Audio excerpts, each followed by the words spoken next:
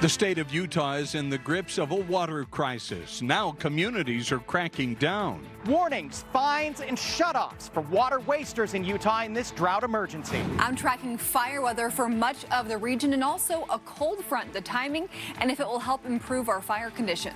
Plus, we are primed for a devastating wildfire season.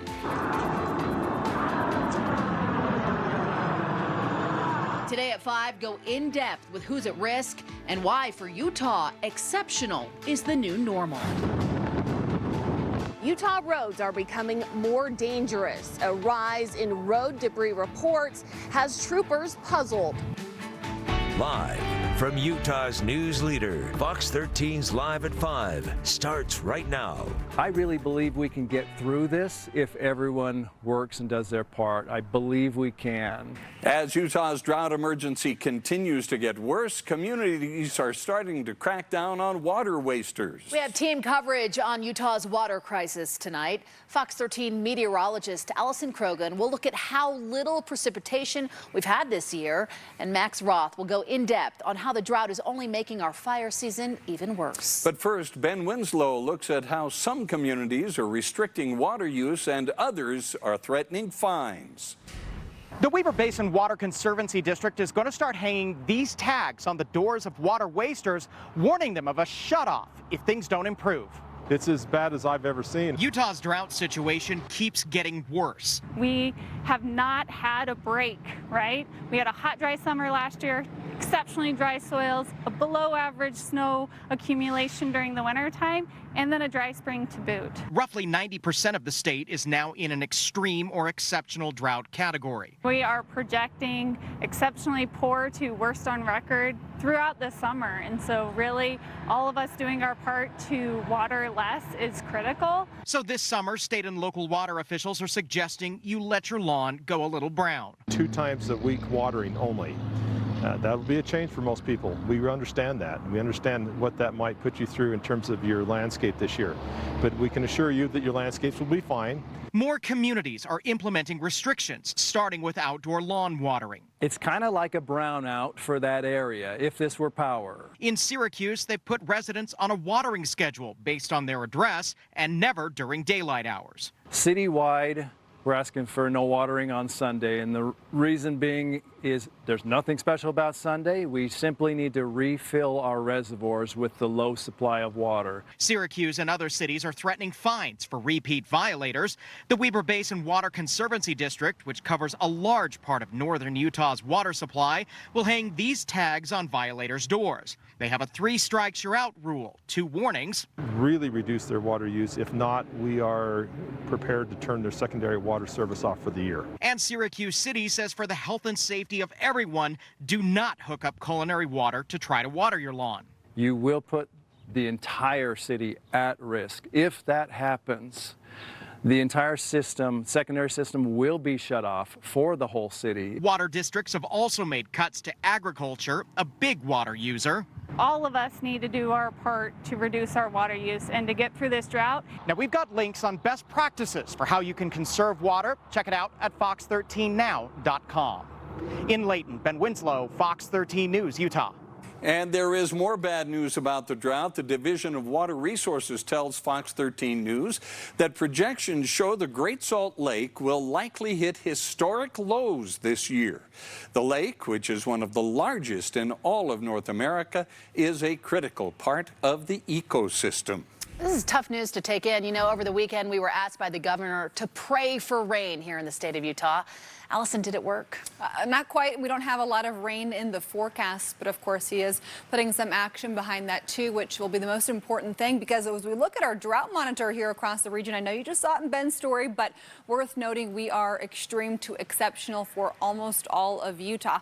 So as we look at the water year, that goes from October 1st through the end of September. That's how it's calculated. So in our current water year, we've had less than 8 inches of rain, and a normal value would be more than 12.5 inches of rain to date. So we are below average for this particular water year, and there's not a whole lot of rain in the forecast. There's some at times, but nothing significant. Live look right now from our Ocraquam down towards Salt Lake City.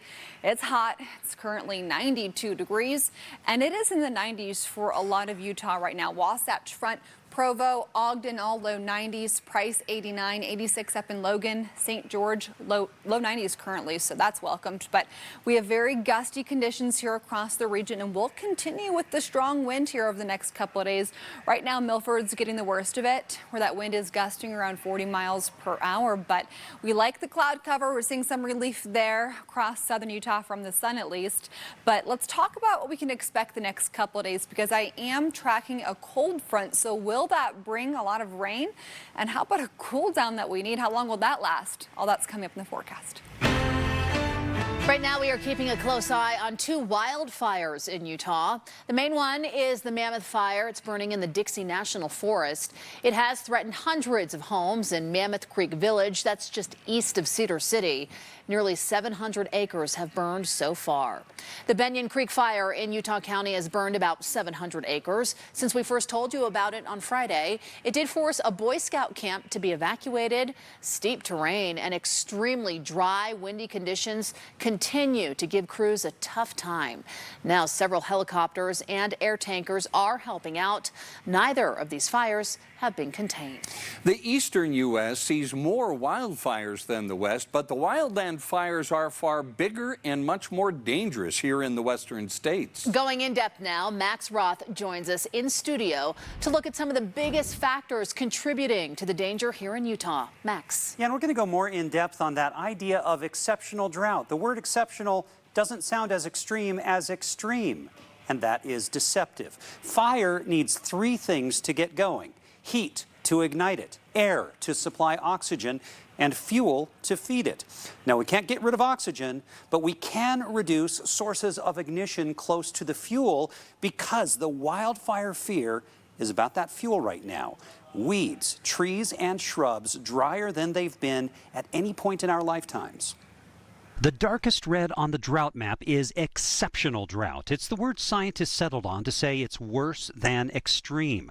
Exceptional in Merriam-Webster, deviating from the norm. Utah in 2021 is a contradiction. 62% of the state is exceptional, meaning deviation is the norm. Let's pound the point home. This list includes every week this century, in order from the highest percentage in exceptional drought to the lowest. It's basically a list of the last 29 weeks, and then July of 2002. 33% was the highest number for exceptional drought in Utah before we doubled that this year. The Insurance Information Institute says 14% of Utah properties are at risk from wildfire. That's 6th in the nation, the list made before this year's drought. And they say between 85 and 90% of fires are started by humans. We all think of Smokey the Bear and campfires when we hear that kind of thing. But some other things actually start more wildfires. Parking on top of dry grass is extremely dangerous.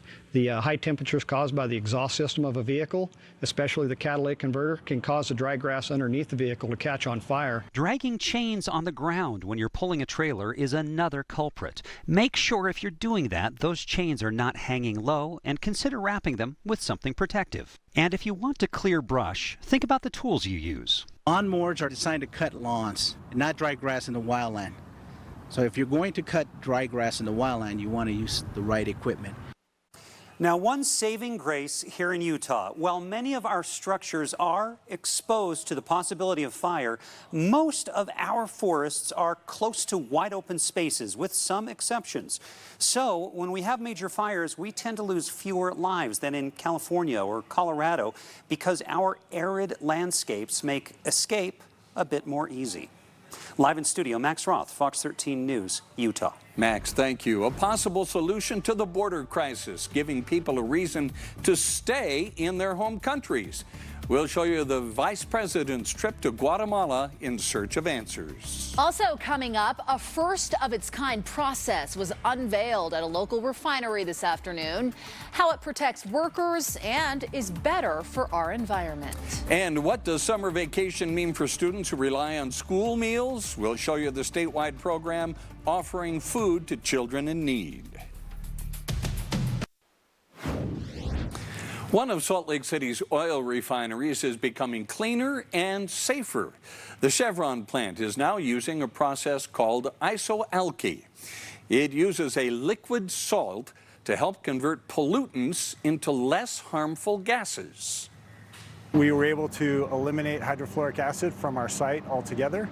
We're able to operate with an additional safeguard, so employees don't have to use specialized protective gear to be able to operate around this plant.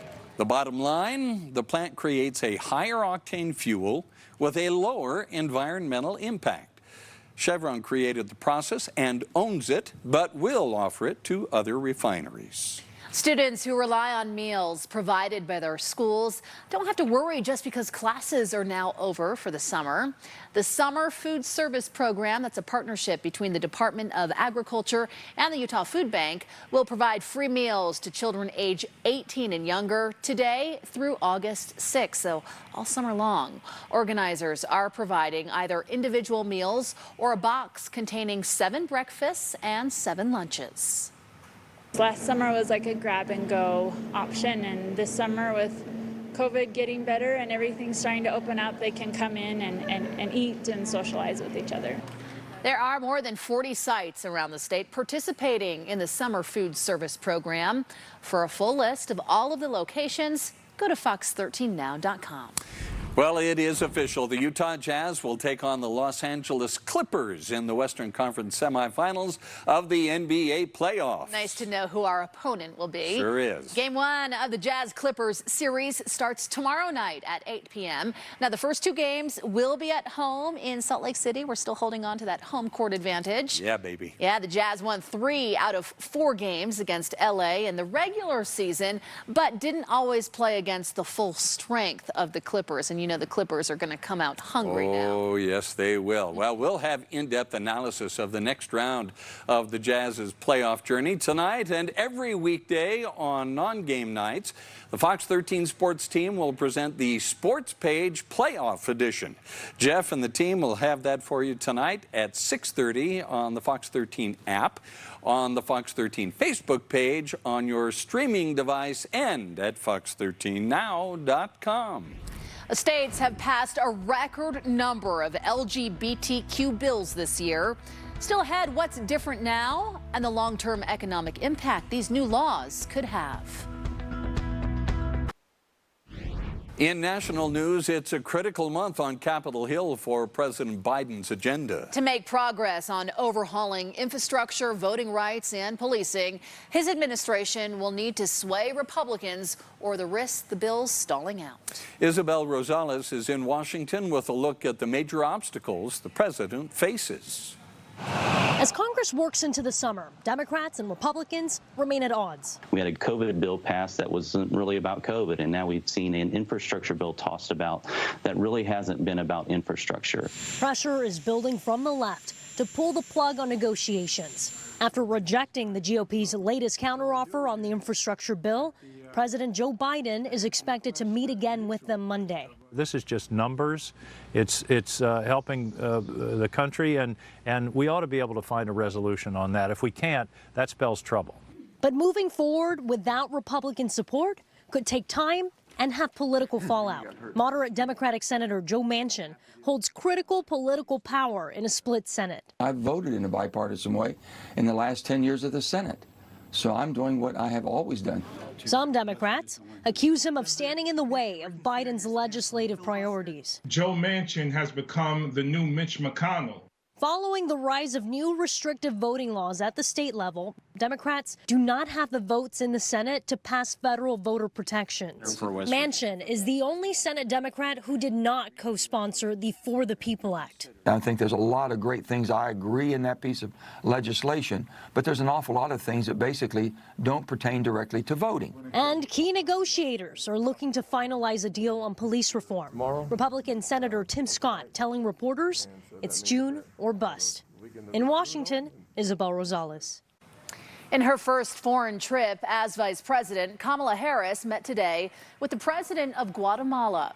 The two discussed the root causes of migration as the Biden administration tackles a surge of migrants at the southern U.S. border. The vice president highlighted several economic and humanitarian initiatives to keep people from leaving Guatemala, including working with the private sector to increase investments in Guatemala and launching a task force to combat human smuggling and corruption in Central America. The president and I discussed a fundamental belief that most people don't want to leave home. They're looking at creating employment so migrants can find work and then stay in their home country. Harris will head to Mexico tomorrow, where she'll meet with female entrepreneurs and participate in a labor roundtable before heading back to D.C. It has been a record year across the country for the number of anti-transgender bills being passed. At least 33 states, including Utah, have taken up some of the controversial legislation. Chris Conte shows us how LGBT advocate groups are harnessing the power of big business to try to stop some of these bills from becoming law. It is here in Nashville, Tennessee, where Shannon Wood and her husband Peter have owned Dark Horse Theater for the last 3 decades. We have had theater here for a long time, and we've always tried to be inclusive. While they love drama, they prefer for it to be on their stage, not in the place where it has unexpectedly started unfolding. No one has ever complained about our all-gender bathrooms. Under a new state law passed in Tennessee, it's possible Dark Horse Theater could have to put up signs saying they let transgender people use the multi-purpose restrooms here. What happens if somebody goes into a bathroom that is not the gender that they were assigned at birth, you know? I mean, are they going to put those people in jail? It's been tough, and I will tell you I'm exhausted. As the CEO of the LGBT Chamber of Commerce in Nashville, Joe Woolley has worked hard over the last decade to push back on legislation which discriminates against the LGBT community. He's been successful in this deeply conservative state by playing the economic angle. You know, I talk to companies on a weekly basis. They're concerned about what it's like for LGBT people to live here in the South, to live here in Tennessee. For years, Woolley and other LGBT groups partnered with small businesses, major corporations who lobbied lawmakers to not support things like the bathroom bill. And it worked. It harms businesses' ability to attract and retain the talent that they need. This year, though, something changed. For the first time ever, the business voice was not listened to. Businesses were told to shut up, stay out of politics, and I think it was an eye-opening moment. 2021 has been a record year when it comes to anti-transgender legislation. 33 states have passed more than 100 bills, all aimed at curbing the rights of transgender people. Did you contact any trans families or trans people about this bill? No, I did not.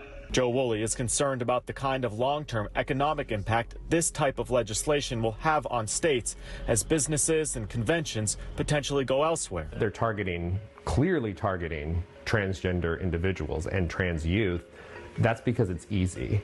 They picked one of the most marginalized groups in the country. As for Shannon Wood and her husband Peter, there's acts and an intermission and you have 5 minutes. And I think people want to go to the bathroom and they don't want to think about where they're going. They have no plans on changing how their bathrooms work because they know the kind of message these signs send. That means everybody feels welcome. In Nashville, I'm Chris Conte. Tracking fire concerns over the next couple of days here in Utah. Check out where we have the red flag warnings for today and tomorrow. Same thing. We have red flag warnings here for a lot of the region. A lot of wind has picked up out of the south. Those are the little red arrows that you're seeing, especially across western Utah, southwestern Utah, and southern Utah. Now we're going to look at the next couple of days. We will have a cold front that arrives, but unfortunately it's not going to bring a cool down that's going to last a long time. It will be a significant cool down, and it's not going to bring widespread rain that's going to last a long time either. But right now, 92 here in Salt Lake City, full visibility at 10 miles. Next couple of hours, we'll keep it close to 90 through about 8 o'clock tonight. By 9 p.m., 86 degrees here in Salt Lake with mostly cloudy sky here across the region. Temperatures right now, it is about 90 degrees for the Wasatch Front, 90 for Price, Vernal, Evanston low 80s, St. George 93. Loving the cooler temperatures and the cloud cover across southern Utah. Check out the difference in Cedar City right now, where it's 10 degrees cooler. It's just hard to enjoy because it's still hot, and also it is so breezy across parts of the state. Zion National Park, cloudy sky currently, and looking at the wind speeds right now, Heber, Roosevelt, Vernal, Evanston all gusting about 20 to 40 miles per hour. Milford close to 40 miles per hour. So it is breezy here across a lot of the state, especially southern and eastern Utah. And Salt Lake over the next couple of hours, we're into the low 80s by about 10 o'clock tonight. So when you wake up tomorrow morning, it'll be around 70 if you're waking up here in Salt Lake City. We'll see some clearing later in the evening, but highs will be about 90. Partly cloudy sky, and we're going to end up with much cooler temperatures for Thursday. Powder Mountain, also the clouds here across northern Utah.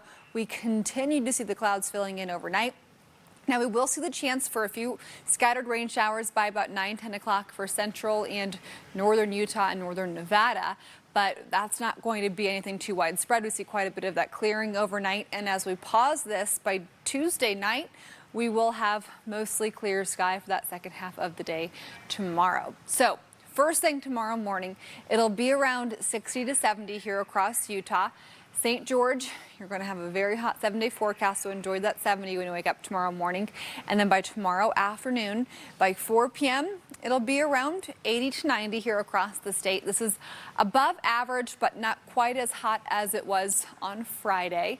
St. George, though, you're going to bump back up, potentially even hotter into next week. So here's the cool down for you. Thursday, find something to do outside and enjoy the brief cool down. By Friday and Saturday, you're back close to 100. And then by Sunday and Monday, you are near 105, if not a little bit higher than that. Salt Lake City, we're also going to have a cool down, but unfortunately, that's not going to last long. Thursday, 68, 81 degrees on Friday. Then we're back close to 100 degrees for Sunday and Monday. Now, it's not unheard of here in Salt Lake City. This is above average. We're tracking some more records in the second half of the 7-day forecast, but we do have the fire concerns the next couple of days, the brief cool down, and we could see a chance for a few showers on Thursday here across the state. I'll let you know where coming up in the next full forecast.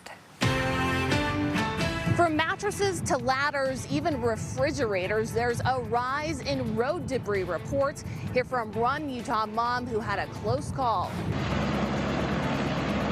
We get our manpower stretched and our resources stretched. Search and rescue crews are preparing for a record year. Why they say they're having to save so many people this year.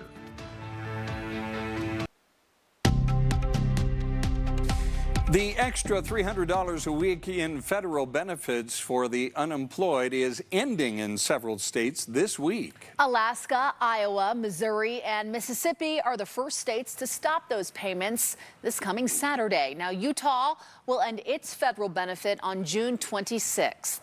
A total of 25 states plan on ending the extra payment by mid-July. The rest of the states are paying out through early September of this year.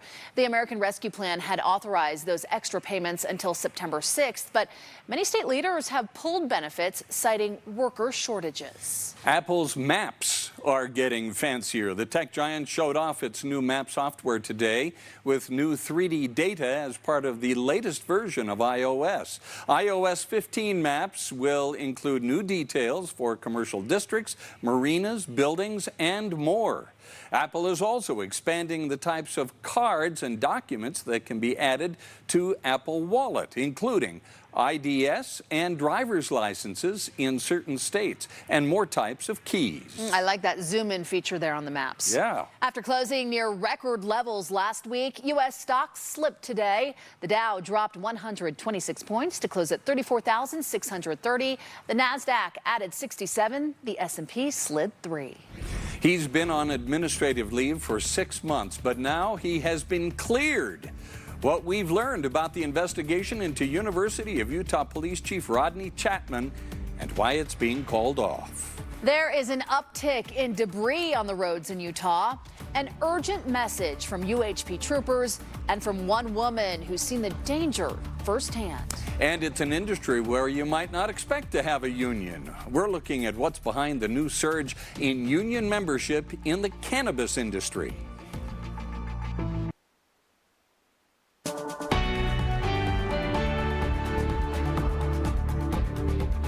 Something that the public needs to be aware of. It is a growing problem. I'm sure you've seen it. Junk winding up on Utah roads. It's not just ugly, a bad eyesore. It's also extremely dangerous. And there is a definite increase in the amount of junk on the road. Fox 13's Haley Higgins looks at how much more in this Zero Fatalities report. Reports of road debris are up 20% since 2018, and a Utah mom knows just how dangerous it can be. They screamed, I screamed. While Jan Kraskowiak drove her daughters to volleyball practice in February, It shot out like a bullet. It hit the side of the car. the wife of former Utes head basketball coach says a vehicle ahead of her kicked up a piece of metal road debris. I think the only thing that saved me from getting hit right between the eyes was my rearview mirror. It hit that first and then broke through the window. Road debris reports are one of the most common calls into UHP, and they're on the rise. More than 31,000 calls in 2020, up from 26,000 in 2018. I wish I knew exactly why, but it's just a growing problem from year to year. On average, troopers respond to 76 road debris calls per day, according to Lieutenant Nick Street. He's seen couches, refrigerators, and ladders. There's been instances where I've been called to debris that I needed more than one person or some heavy equipment to try to get off the roadway. Lieutenant Street urges drivers to double check their loads and the straps tying them down. For everyone else, don't tailgate and keep an eye 12 to 15 seconds of road ahead of you. Kraskowiak says it's important to scan the highway. Probably the next week on the way, there was a mattress in the road. A huge mattress right in the highway, and cars were going, "Rrr." It's like, oh my gosh, that's so scary, because that could kill somebody. Retrieving road debris is also extremely dangerous for troopers. So if you see one weaving across all lanes of traffic, they're slowing everyone down so something could be removed up ahead. Reporting in Salt Lake County, Haley Higgins, Fox 13 News, Utah. Road debris is considered an emergency, so if you see it, do not hesitate to call 911 and report it immediately. After 6 months of vetting, University of Utah Police Chief Rodney Chatman has been cleared of any criminal wrongdoing. Chief Chatman has been on administrative leave since December 10th. He was under investigation after being accused of improperly carrying a gun and badge before he was certified to do so in the state of Utah.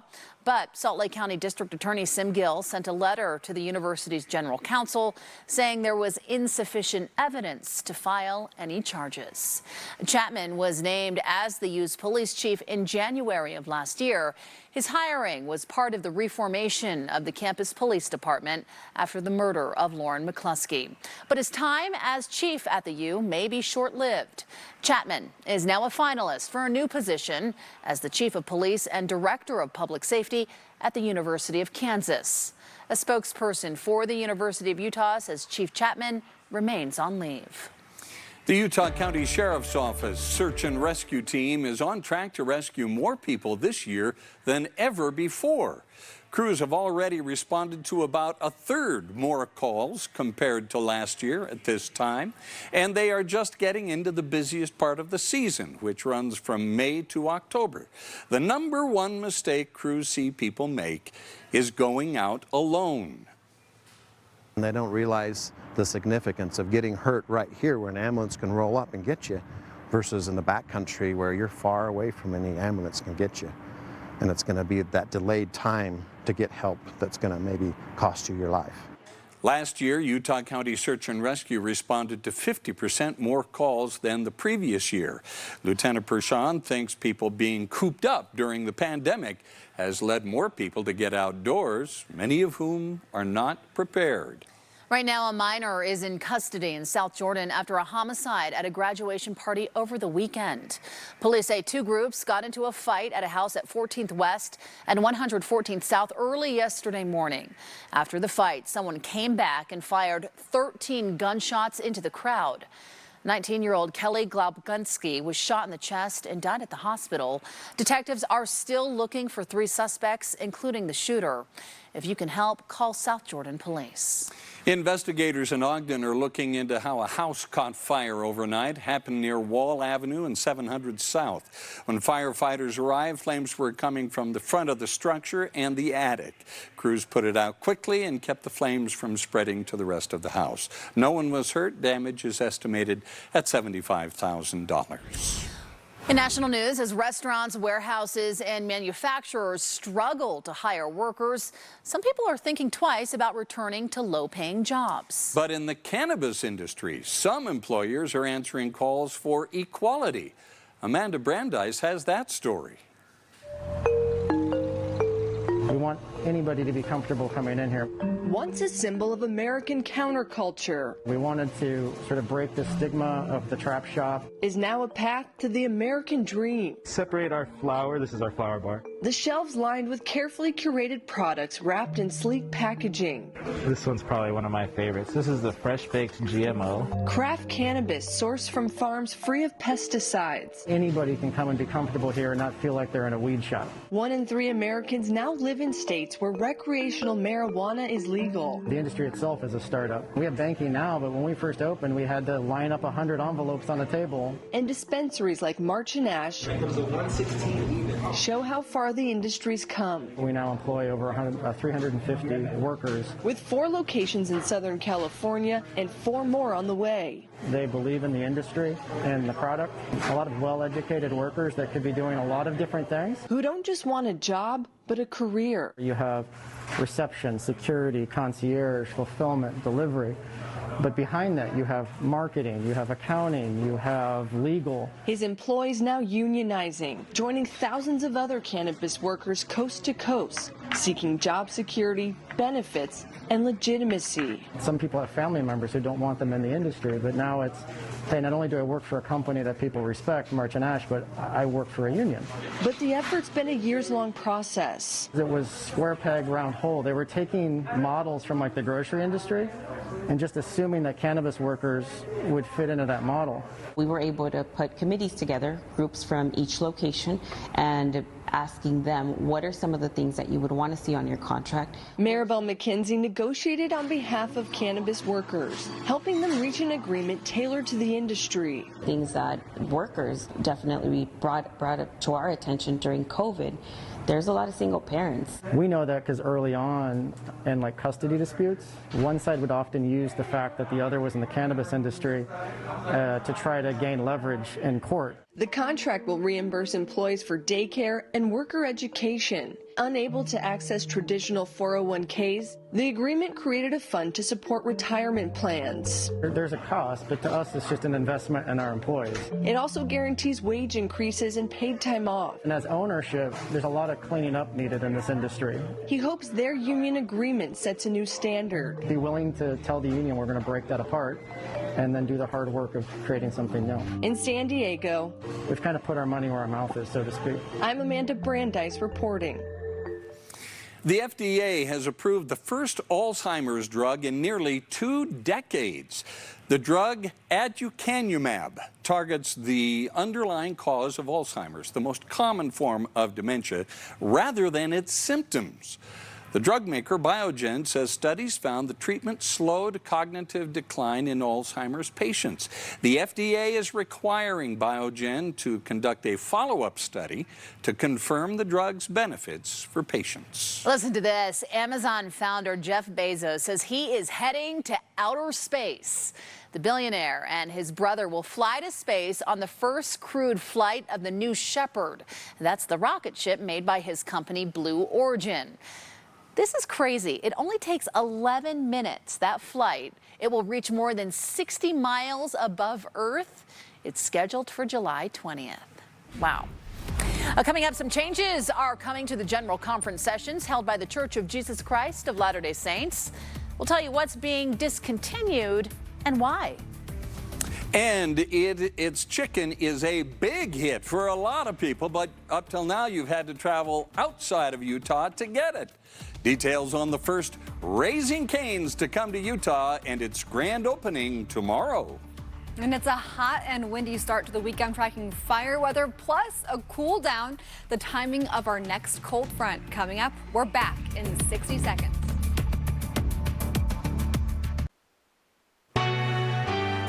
Welcome back, everyone. The Church of Jesus Christ of Latter-day Saints has announced that Saturday evening General Conference sessions will be discontinued starting in October.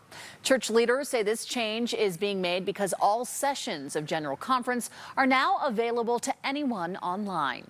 The church also announced there will be no in-person attendance during October's General Conference, and sessions will only be available online. It is a popular fast food restaurant throughout much of the United States, and it is finally coming to Utah. Utah's first Raising Cane's Chicken Fingers restaurant will hold its grand opening tomorrow morning in South Jordan. The new restaurant is at 37th West and 114th South near Bangerter Highway. Before this latest location opens its doors, the closest option for most Utahns has been in Las Vegas, which has several Raising Cane's locations. You're going to be there bright and early tomorrow morning. I know. I have at least two members of my family who will be there tomorrow. I'll have to check it out. Still ahead, big changes are coming to the Logan Cache Airport. We'll explain what's happening now that will improve things in the long run. Jazz and Clippers play Game 1 of the Western Conference semifinals tomorrow. Coming up in sports, we'll hear from Donovan Mitchell, Bojan Bogdanovic, and the challenges taking on the Clippers in the playoffs.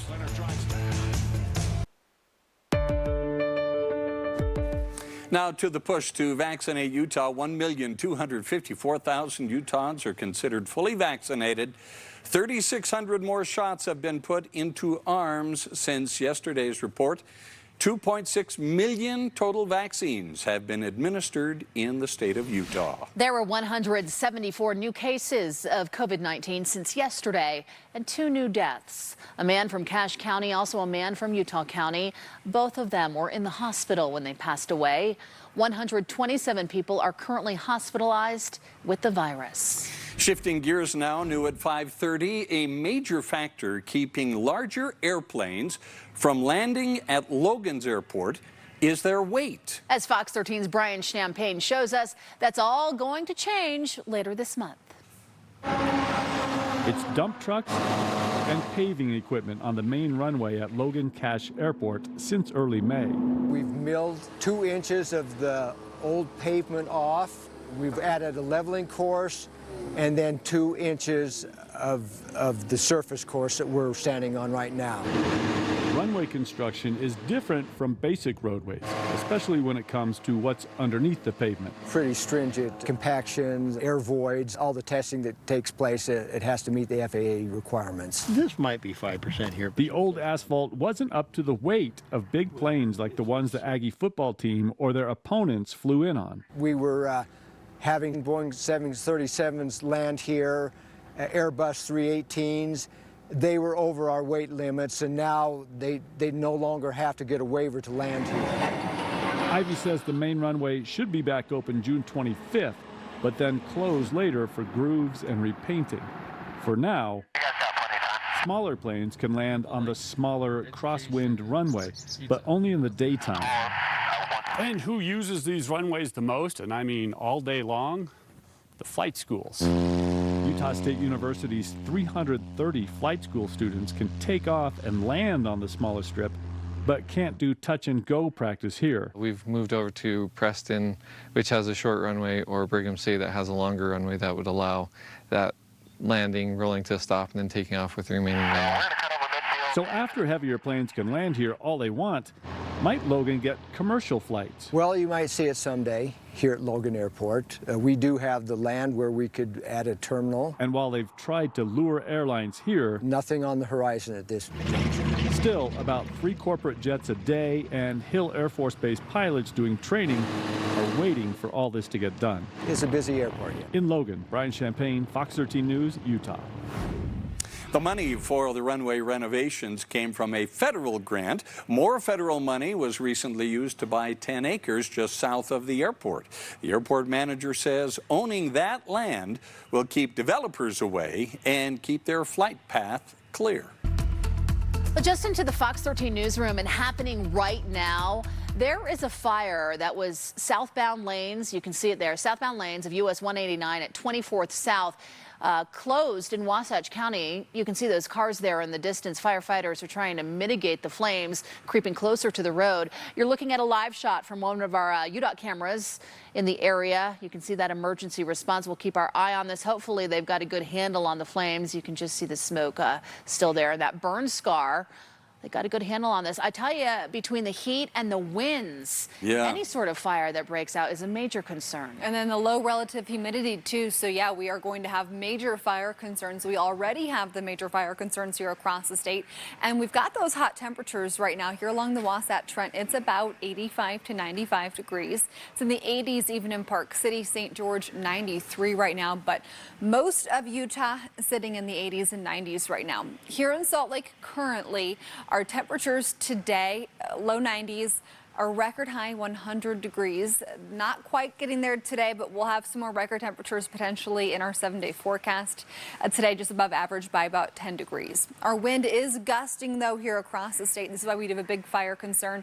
About 20 to 40 miles per hour here across the region. So it is very gusty out right now. We'll continue with some strong wind gusts the next couple of days, and we'll continue with heat for about 80% of our forecast, extremely hot, above average temperatures. So when you wake up tomorrow morning, you'll want to get outside early if you want to exercise outdoors or do anything in your lawn. It'll be about 76 a.m. tomorrow. So a very warm start to the day, and then close to 80 degrees late morning at 10 a.m. We've had a lot of clouds that have moved in. They'll end up clearing later this evening, but our temperatures will also clear those high temperatures for Thursday thanks to a cold front that's going to move through. 68 for a high on Thursday, and then we're back into the 80s and 90s very quickly Friday into Saturday. So here are your top headlines on this Monday, first week of June, first full week of June. Warm and windy. Is it the first full week of June? I don't know. You know what I'm talking about. We just have a lot of fire weather to talk about. I've been too busy keeping track of these to come look at the calendar date because we have red flag warnings for almost all of Utah and surrounding states, the entire region dealing with very harsh fire conditions. And then we've got a cold front that arrives on Thursday, and we need the cooler weather, or we'd like the cooler weather, and we would really need some rain, but all we're really going to get from this is a lot of wind ahead of it, and then a cool down that lasts just one day. We look at the extended forecast by the middle to end of next week, June 16th here, next Wednesday. It is still going to be very hot here across the entire region. So fire weather forecast, we'll have big concerns here across the state by tomorrow afternoon, and then same thing heading into the following day. We're going to have just big fire weather with very hot temperatures returning this upcoming weekend, so I could even see some more fire concerns after the cool down. But overnight temperatures will be about 60 to 70. Highs tomorrow will be around 80 to 90. But let me show you Futurecast because we'll have the clouds tonight end up clearing. We will have the chance for a few showers on Thursday, but that is short-lived and only for far northern Utah, so it's not going to put a dent in our drought situation. Now for St. George, your cool down for Thursday, 87 for a high, close to 105. Saturday, Sunday, and Monday, though, so we bounce back up very quickly. Salt Lake, our cool down for Thursday, 68. Please enjoy it because we are back close to 100 degrees Sunday and Monday.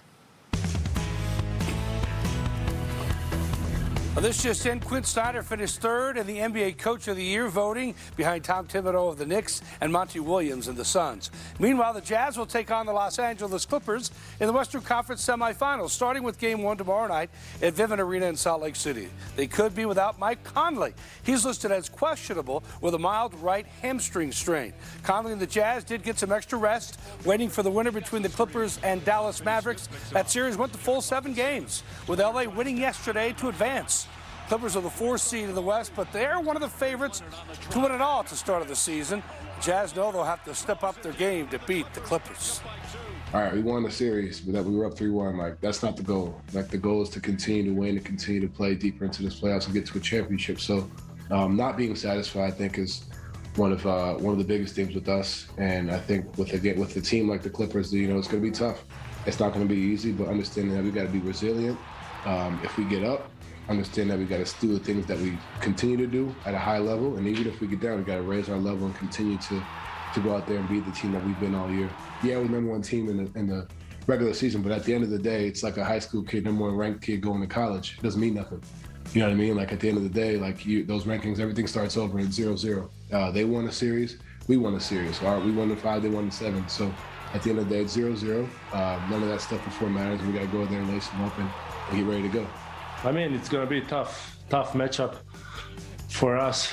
We know how good they are, especially on away games. They showed against Dallas, but also we had our rest. We are in great shape and great mood, so there is no reason to not believe that we're gonna play well.